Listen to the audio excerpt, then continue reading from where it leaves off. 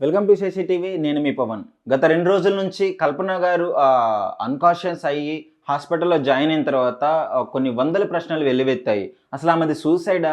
లేదంటే ఆ ఇంట్లో వాళ్ళు ఎవరైనా ఇట్లా చేశారా? లేదంటే కావాలని ఎవరైనా టాబ్లెట్స్ అన్‌కాన్షియస్ అవ్వడానికి మెడిసిన్ ఇచ్చారా?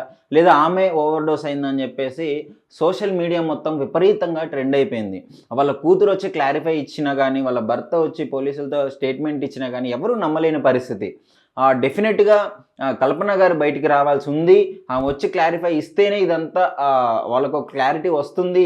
ప్రజలు కూడా కొంచెము సద్దుమణుగుతారు అని చెప్పేసి ఆమె నిజంగా బయటకొచ్చింది. ఎందుకంటే ఆమె సోషల్ మీడియాలో, అలాగే ఇండస్ట్రీలో, సినీ పరిశ్రమలో ఎంతో గొప్ప పేరున్న వ్యక్తి.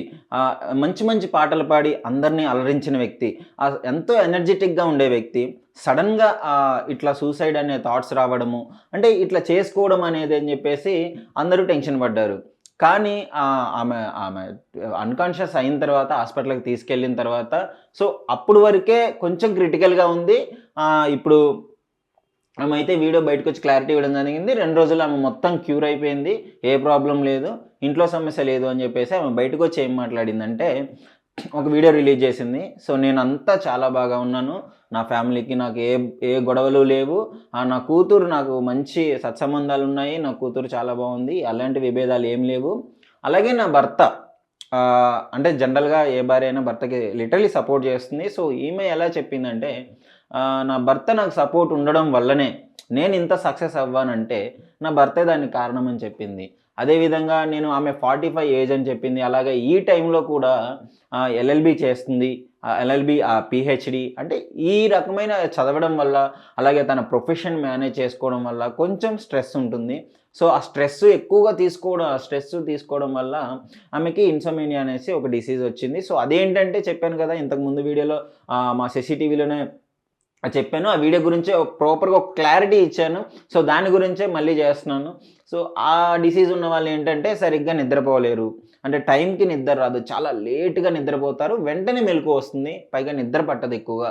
సో, లిటరల్లీ ఇదెందుకు వస్తుంది అంటే బాగా స్ట్రెస్ తీసుకోవడం వల్ల, మొబైల్ బాగా యూజ్ చేయడం వల్ల, డిజిటల్ స్క్రీన్స్‌కి ఎక్కువగా అలవాటు పడ్డ వాళ్ళకి ఇలాంటి డిసీజెస్ అనేవి రావడానికి ఎక్కువగా కారణాలున్నాయి. సో, తను కూడా అదే అవ్వడం వల్ల డాక్టరు ఇచ్చిన దానికంటే కొంచెం ఓవర్ డోస్ అయిపోయింది ఆ రోజు.